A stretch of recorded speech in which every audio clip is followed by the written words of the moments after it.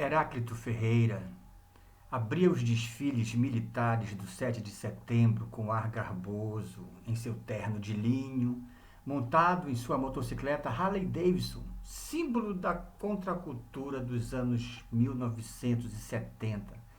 período em que também adquiriu um projetor patê e começou a fazer sessões públicas de cinema no bairro da Aldeia, em Bragança do Pará. Estas projeções ocorriam onde hoje é a Travessa Leão 23, entre a Alameda Leandro Ribeiro e a Rua Henrique Dácia, diante da feira, bem ao lado do comércio do meu avô Odorico, a Casa Olinda, para onde eu ia durante as férias escolares, já que eu habitava em Belém e me maravilhava com o túnel de árvores que encobria o cruzeiro e com os urubus a brigar pelas carniças dos peixes à frente da antiga fábrica de gelo da família Torres, sendo um deles, o Otávio, um padrinho do qual nunca fui próximo. Estava com uns 11, 12 anos de passeio por Bragança com meu pai, quando ele para, aponta-me uma pessoa e diz para eu ir ter com ela, tomar a bênção do meu padrinho. E eu, insubordinado adolescente, recuso-me em obedecer àquela ordem, porque não via sentido em fazê-lo, deixando o seu Zenito, meu pai, bastante chateado comigo, ao mesmo tempo que ali também eu demarcava o que seria a relação com meu pai e meu padrinho daí por diante. Nesse momento, eu era ainda menino e nem imaginava que o município começava uma fase de decadência em consequência do encerramento da estrada de ferro pelo regime militar, que colocou uma pá de cal na cidade que um dia respirou a Belle Époque, com seus casarões e famílias abastadas que usavam roupas importadas, com as quais o meu pai era envolvido, mas que, pela circunstância da crise econômica, optou por se deslocar desde Bragança para Belém. Recordo dessas sessões de cinema organizadas pelo Dr. Heráclito, como chamávamos, apesar dele ser protético, tendo posteriormente respondido a um processo pelo exercício legal da odontologia, quando já se deslocara de Bragança para Carutapera, no município vizinho de Viseu, deixando em Bragança muitos amigos, alguns dos quais admiradores dos discursos que ele gostava e costumava fazer nas reuniões sociais, onde se destacava com uma oratória diferenciada de seu tempo, sendo por isso mesmo um conquistador.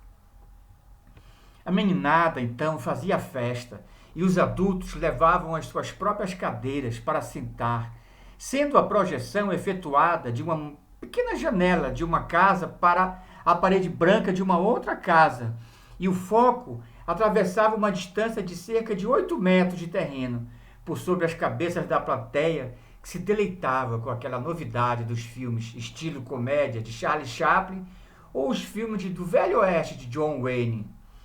Enquanto fazíamos algum barulho a correr entre cadeiras e a ser ralhados pelos mais velhos, os adultos, calados, entravam numa espécie de catarse, em comunhão com as narrativas tipicamente americanas com as quais se identificavam e assim se deixavam também dominar pela estética e pela ideologia de países que historicamente dominaram o Brasil. Entretanto, esta visão política a leste de Hollywood eu somente a viria a compreender e a absorver depois de adulto, porque nesse momento tudo em mim ainda é encanto.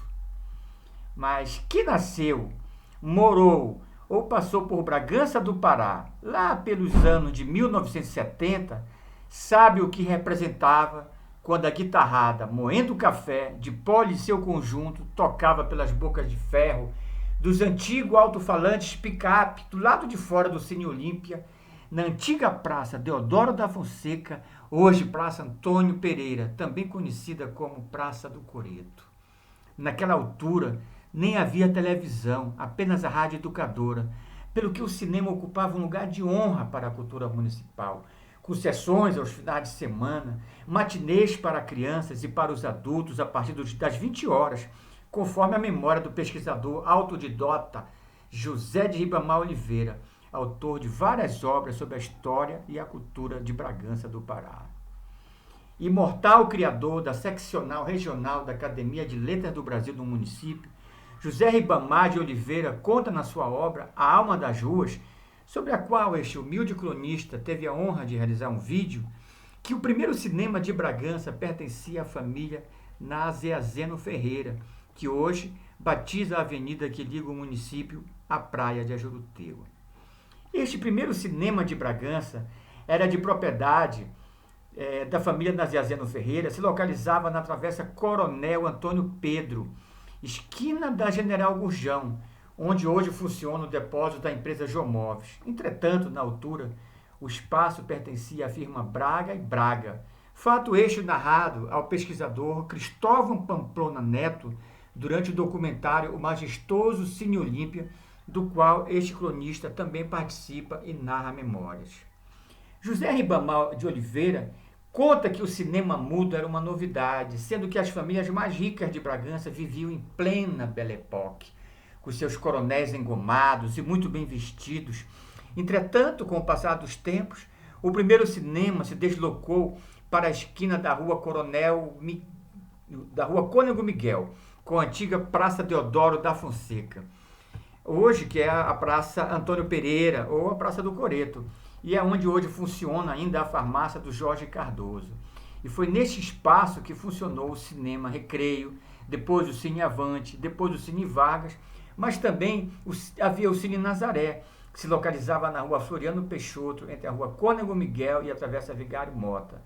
sendo que este espaço pertencia à família Perillo Rosa, sendo herdado por Ribamar Rosa, ou seja, apenas depois destes espaços é que passou a existir o Cine Olímpia. E bem hoje, onde é o Hospital das Clínicas de Bragança, funcionava um teatro, sendo que antes de serem empossados, os prefeitos participavam em tertúlias